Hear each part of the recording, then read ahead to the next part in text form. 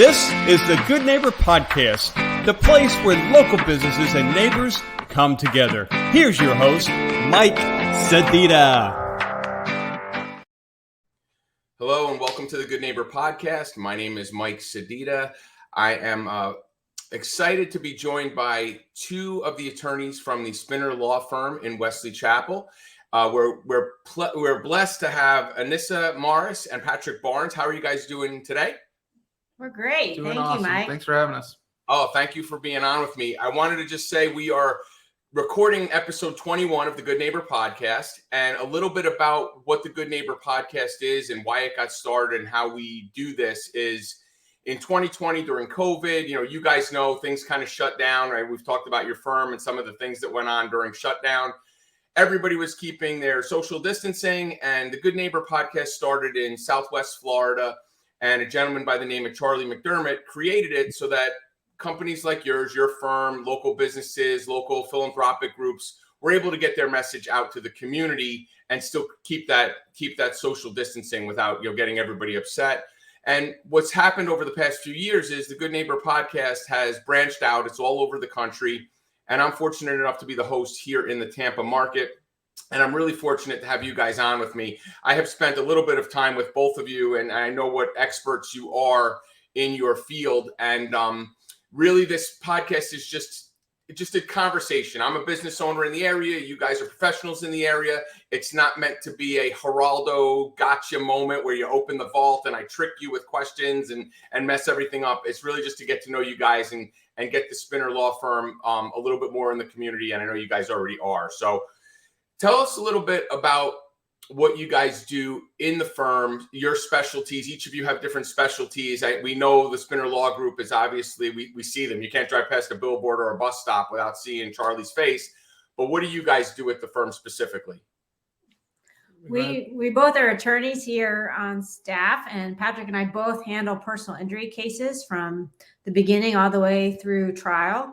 And we also do a bit of estate planning with clients as well.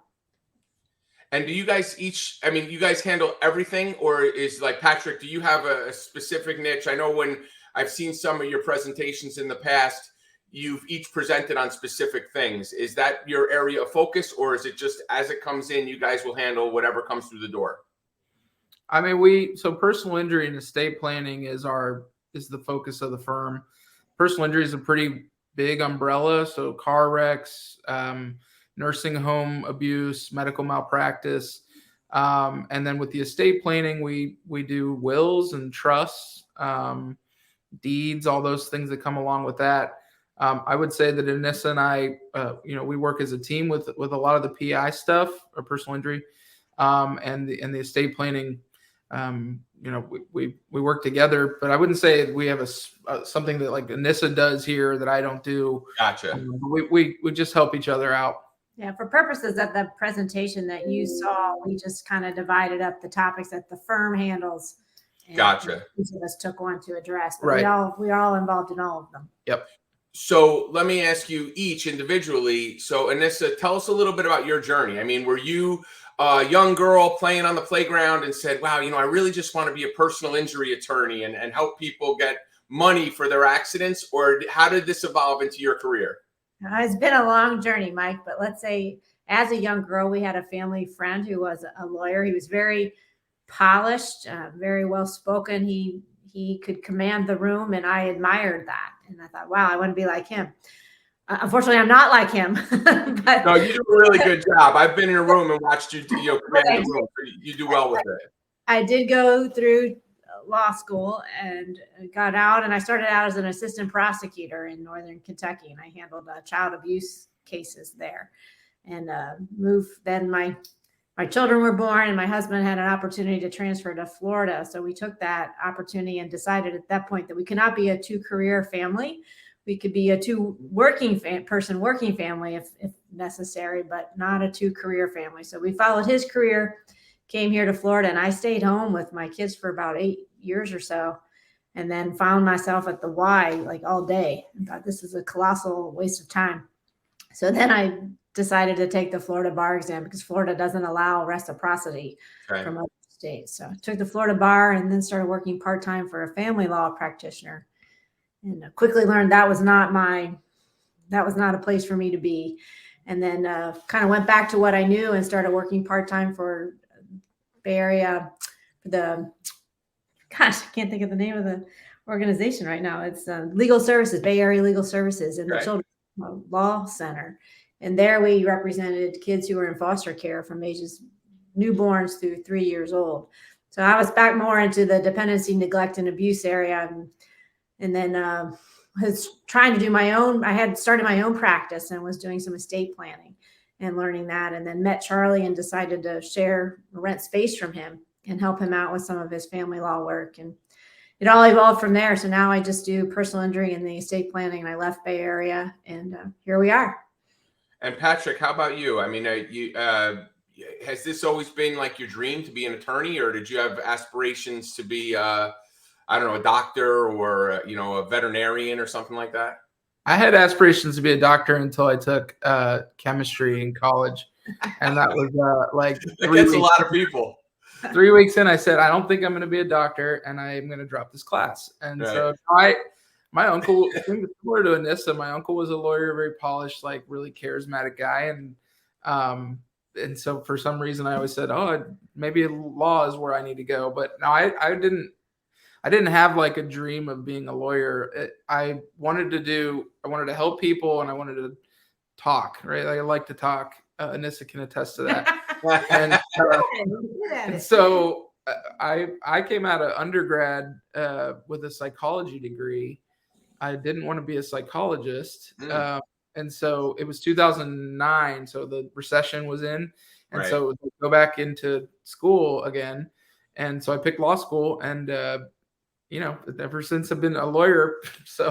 But I came out of law school in a time when everyone else went into school because of the recession. So there weren't a lot of jobs. I moved to Colorado, and I took a job as a pre-litigation paralegal at a personal injury law firm. Right. Which honestly was the best experience, because I appreciate the paralegal position, how hard it is, and how much they work. But I worked my way from pre-litigation paralegal to attorney with that firm. And then we moved my wife and my kid at the time. We had a second one on the way. We moved back home to Florida. My wife is from Land O'Lakes, so that's what I was going to ask. Family's originally from Pasco. Yeah, I don't think I didn't know Pasco well, but my wife was born and raised in Land O'Lakes, and so we set up roots here, and I love it. With a second kid on the way, being closer to family was important. So we have Kentucky, and where are you originally from, Patrick? I was born and raised in Sarasota, Bradenton, Lake Ranch. So is there any like Florida Gator versus Kentucky Wildcat arguments in the office? Is there any of that go on? No, you just don't care. I don't want any part of it, because I went to Florida State. So okay, good. So you stay out of the Gators, right? Yeah, no, I didn't go to UK. I went to Xavier University in Cincinnati. So I'm a Musketeer all the way. All right, nice. So we don't have any of those traditional Southern Florida. I mean, I'm sure there's always a Florida Gator fan somewhere in the mix. And then Charlie's from New York, so he's got Buffalo Bills is his team. I was going to save that for him, so we'll save that for him for another time. I think it's safe. Charlie went to Dayton, Anissa went to Xavier. I went to Florida State. I don't think there's any big rivalries between the three of them. Oh, I was going to say you guys have like a safe space in Spinner Law Firm. There's no drama with no issue. My daughters went to UF, but when people would say, "I bet you're really happy there at UF," like I was like my alma mater, and I'm like, no, I don't really have That's just where they end up. It's funny. I have a white English bulldog, and I lived in Atlanta, so everybody thought I was a University of Georgia fan, and they would be like, "Oh, Bulldogs," and I'm like, "Yeah, I like the breed. I don't really care so much about the team." So it's funny how that works. People make those assumptions. So speaking of assumptions, I mean, one of the things I always go back to with professionals, whether it's lawyers or doctors or, accountants, all those different groups, I feel like ordinary people like myself tend to put attorneys and doctors kind of on a pedestal. And partially because you guys have earned it. You've had this higher education. You've gotten designations in your career. But what are some of the myths and misconceptions that people might think about an attorney that you guys can say, it's not really like we don't drink our soup with gold spoons. Like what would be one of those things that is people might not think about you guys? We don't actually chase ambulance. Yeah, we don't do that. Yeah, No. we don't do that. Okay. I've never chased an ambulance. No, Listen, I think we could do a whole podcast on misconceptions of lawyers, especially personal injury lawyers. There's a lot of advertising. There's a lot of competition. So I think the thing that we focus on at the firm here is providing, we're not a big firm. We have 3 lawyers, but we go the whole way from the beginning, like Anissa said, from beginning all the way through a jury trial. So we just focus on really good representation of clients, and that's high levels of communicating often, getting the best results possible, keeping the client. I've been accused of hand holding, like over explaining. I want people to understand the process. So I think from a misconception point of view would just be that, basically fill in the blank on anything people say about personal injury lawyers. Yeah, they're all wrong. They're all wrong. Or at least about jokes, right? So, just to add to that, from my perspective, one of the things that I found really like eye-opening about your firm was the way you guys work together. So, like, not to get into specifics of a case or anything like that, but I was part of, I guess, what you would call kind of a focus group at Spinner Law Firm, right? So watching the interaction, like you said, both of you guys said it when you referenced getting into the profession. Anissa said, family friend was a polished attorney. Patrick, you said, so your family friend was a polished attorney. Watching you guys practice your craft in almost like a test setting, it was impressive to me because it was not just, people see these, they watch Law and Order. I know it's a bad reference, but seeing these guys that are so smooth and they get that gotcha moment on someone on the stand and they do all this stuff, watching you guys work through a case in a practice setting and trying to gauge responses from a focus group to see how you would approach something, that's like practice. That's like Malcolm Gladwell's 10,000 hours to be an expert, to be a lead at what you do. And that was really impressive to me. That was showing me that, hey, listen, not every lawyer rolls out of bed and is like buttoned up and like this polished person. It is a practice that you guys put into place. And I thought that was really cool, being able to see a little bit behind the curtain as to what you guys do to prepare. So that would be if people are listening to this as a layman person, these guys put in the hours to be good at what they do. And that's really appreciated. And if I'm a client, listen, I want that hand holding, like being in an accident and not knowing what's going on and going to doctors and meeting with you guys, having someone that does hold your hand a little bit in a scary time is an important thing. And that's definitely a differentiator for me as a normal person, sort of normal. I appreciate you saying that. Patrick's been doing a lot of speaking on compassion fatigue and how important that is, and recognizing where clients are coming from and not, trying to put yourself in their shoes and know that this is the first time for them to possibly the first time for them to have gone through this experience. And he's done a lot of good work with that. Where are you doing that type of presentation, Pat? Is that to other attorneys? Is that to?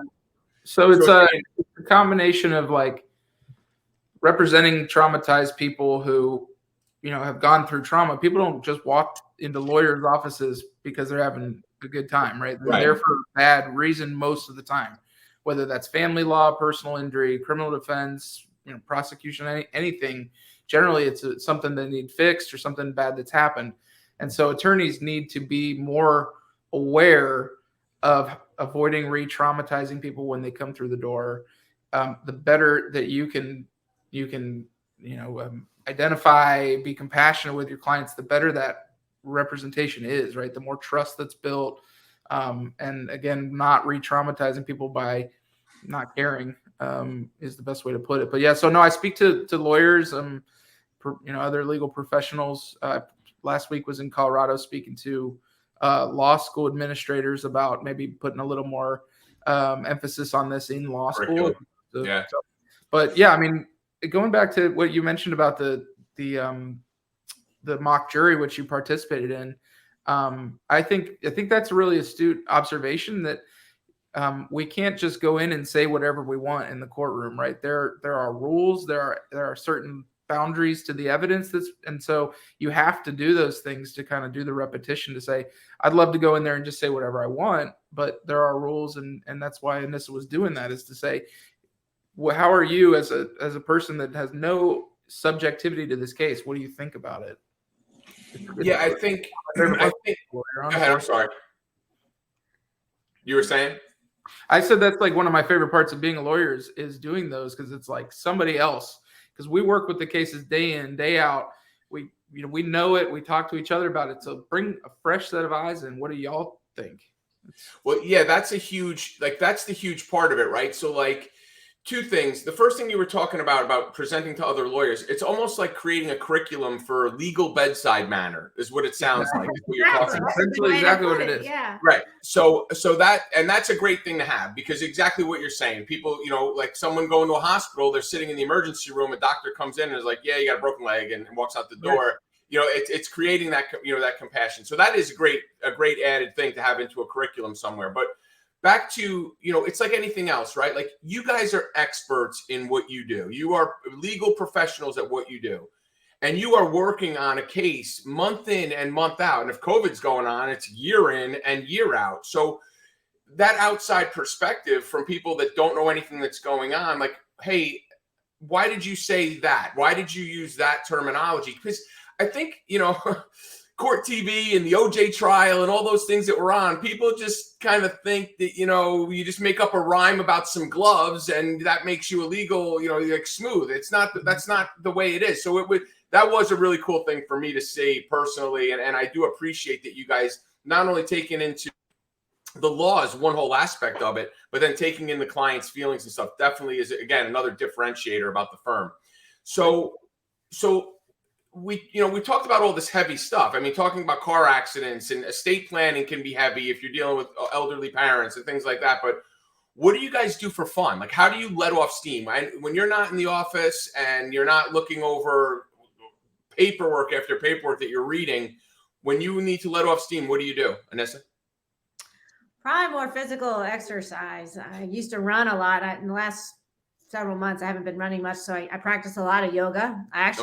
I went to be certified as a yoga instructor, still working on finalizing that, but that's pretty much what I do for fun and to let off steam, is to move around.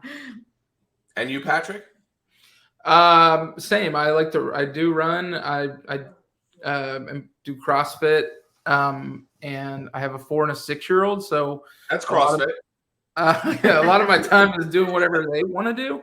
And keeping them happy, but no, you gotta take care of yourself too. Yeah.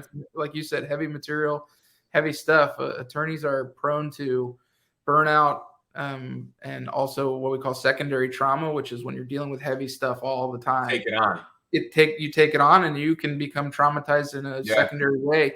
So you have to do self-care. So it's, even though you don't want to because you're tired, you got to. So I think, and Anissa, she's our yogi of the office. And I don't do yoga. So. Yoga, I mean, listen, I like yoga as a way to clear my mind. A lot of the maneuvering is difficult. I'm like, you've seen me in person. I don't have the yoga physique necessarily.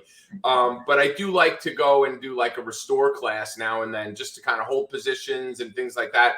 But mainly just to clear my mind from doing so many things. I mean, you guys, Patrick, you like to talk. My job is literally podcasting and dealing with people in their marketing all day, every day. So when I have a chance to not talk, it's like, let me just go and unplug. That's like the gym for me. Like, for years, I would wear a hat. People can't see this when they're listening to it, but I would wear a hat to the top of my nose, to the bridge of my nose, so no one could see my eyes. No one would get my attention. Like, people trying to wave to me to get my attention in the gym. I just would put my headphones in, put my hat on, and go, because it's the one place that I could escape and not have to have that constant conversation. So you need that. You absolutely need that. That's great. So I don't go to yoga classes because for some reason the instructor always asks me if I'm okay. Are you really okay? What do you need oxygen? Do you need a cold towel? You're doing great. I'm like, thank you. Yeah, right. I love when they tell you that. You're in a position, you look around the room and all these these flexible women are in these positions perfectly hard. My leg is shaking and I can't move and I'm breathing heavy and I'm sweating. And she's like, oh, you're doing great. It's your practice. It's your practice. Don't worry about what anybody else is doing. And I'm like, okay. The nice thing though is that when you're in those poses, you can't think of anything else, because if you do, you're going to fall down. Yep. So your mind has to stay Very right mindful. there. I like Yes, my mindfulness is there. I'm going, please don't trip over your own feet. You make a loud thud in this quiet room in front of everybody. You can't think about the grocery list at all. No, and although my mind does drift, but I can, when I'm in that situation, at least I can bring it back. When I'm out in the world, my mind, listen, I'm in my 50s, so they didn't really diagnose ADHD or anything like that. I'm not saying I have that specifically, but I know I could be at Publix thinking about a podcast and doing a podcast and thinking about Publix simultaneously, and hopefully they all equally get enough attention at the end of the day, but who knows? I'm doing the best that I can, guys. What can I tell you? So for you, one of the questions I like to ask people, because it really demonstrates, how you persevere through stuff. So one of the questions I like to ask is, have you experienced a hardship in your life where you have maybe thought to yourself, I don't know how I'm going to turn this around, but you've made the best of the situation, turned it around, and persevered from that. So we'll start with you, Patrick. Has there been a time in your life when that's happened and you've been able to work through it and get to the level you're at right now? Yeah, I think law school was that for me personally. And I don't mean that because it's hard. I mean that I grew a lot as a person. I was at Florida State in undergrad, kind of a party school. I didn't have to work too hard to get good grades. And then law school was a completely different eye-opening experience where you realize it's time to be an adult and figure that out. So I'd say just law school in general and my growth during it would be an adversary. I was put on academic probation after my first semester because I still thought you were at Florida State. I didn't know how to study like you need to. And so the administrator or whatever he was sat me down and said, you might want to think about a different profession. And to me, that's a challenge. Right. And instead of me saying maybe he's right, I said, "Oh yeah, well watch this," I figured it out. So that would be kind of a turning point for me, was where I became a grown up, I guess. You're the second attorney that said that exact same thing. That really? the wear and tear of just that. It's almost like a data dump of information inside your brain. I mean, at least the way it was explained previously was it's just a data dump of information, and you're like, I have to figure out how to sort all this stuff out and be able to retain it so that I can pass the bar. I can get into a firm. So you're the second person that's actually said that. I don't even want to even consider going to law school now from twice being told that. How about you, Anissa? Yeah, I guess there have been so many small ones along the way, and probably law school was a big one. My first year of law school, I was going to drop out at Christmas time. I was like, I'm out of here. But there was no way to measure how you were doing. So you're doing the work, you're reading, you're going to class, but there were no exams until the end of the year. So you had no idea. So I remember going in and talking to the dean and saying I was out. I wasn't doing this anymore. And he said, just wait till grades come. I'm sure you're doing fine. Just relax, breathe, and we'll see what happens. And I kind of did okay, but kept it up. So you just have to persevere. That's probably the biggest lesson. Just keep trying, put one foot in front of the other. Each day is a new day, and you can start over that new day at any point in time. It doesn't have to be in the morning. You can. So do you think that's kind of a inherent lesson to be learned, like law school ends up teaching you to become a lawyer? Because, and follow me on this, and you can tell me if I'm wrong, because I don't know anything about it, but you're going through this year and you think you're retaining this information and that you might be doing well, but you don't know. You could be completely not getting any of it until you get to the end. Isn't that kind of similar to how a trial is? Like, you think the jury might be getting what you're saying, and you're conveying these injuries and this accident, and you're putting it out there in a way that you're hoping they understand it, but you as the attorney are just presenting the information. You don't know how they're going to take it. So isn't that kind of a similar track? Because at the end of it, they go to the jury, and you could think you presented this amazing case, and they were just like, no, I don't think that's right. So it almost mentally is like a mental preparation for how things are going to be if you end up going to trial. Is that fairly accurate, or am I completely off in that line of thinking? No, I think it's accurate. It's a good parallel, because as lawyers, actually, I think as a human being, you need to be willing to try and fail and learn from it and develop to do the next thing, and not let that bog you down. And kind of like with law school, you don't know how you're doing, but you know you're doing what you're supposed to be doing, and you try your best, and you show up the next day. That's half the battle, is just showing up. And same with trial. Just because you may have put on the best case in the world, and the jury just may come from a different perspective. And, you could try that same case in the exact same way next week to a whole different group of people and win. And next week you might lose. You just never know. Right. So you have to try not to take it personally. Just know that you did your best. You have to be your authentic self, because if you go in there and try to pretend and act like you're someone else, it's not gonna fly well. So be yourself and don't take it all so personally. I think there's a level of teaching you that no one's going to, and it's funny because I just spoke to a bunch of law school administrators about doing this differently, but at least at this point, it's teaching you that no one's there going to hold your hand, I guess. Right. You do the work and have to be a self-starter to be a lawyer. There are no like rigid borders of when you need to do this to prepare for trial and when you need to do that. So if you're not willing to set that up for yourself and do the work, then you're going to fail. And I think the same thing can be said about law school to some extent. Yeah. And I think one of the other things to it is just not to downplay being an attorney versus being a realtor or being a doctor, but you guys learn the law. When you get out of law school and you know the law, it also doesn't necessarily teach you, hey, how to actually have a practice be successful, like how to run the business, like how to get new clients, like how do you market properly to get, like there's so many other factors into business. Like I talk to realtors almost every day, and they know they passed the exam and now they're out in the world and they're like, okay, I'm going to hang my shingle on the wall and people are just going to give me their listings. It's kind of a similar thing. You guys also need to figure out how to be a business person that attracts clients into the firm. So that's a whole other, and you go through an interview process, right? Like people come to you and they don't necessarily come to you and just say, hey, I want you to take my case. They're coming to you and they're going to go to probably 3 other PI attorneys and see which one. It's almost like there's a sales side to it also. The law is the law, but there's also a sales side to it. How you might look at a case versus XYZ law firm looks at a case. There's also a sales side to it that I don't think they teach you in law school. No, I mean, is there a part of that in the curriculum? They definitely don't teach you to be a business person in law school. Right. You got to figure that out on the job training. There's a sense of humility where you can reach out to people like you who might help with marketing or on a big scale. On the one-to-one sales with getting a client to sign up with you, I think you have to be your authentic. Right. 100%. That part of it. Yeah. It's, my side of it is really just driving the eyeballs to make sure people know, like, hey, if I do have a car accident, these are the guys I need to call.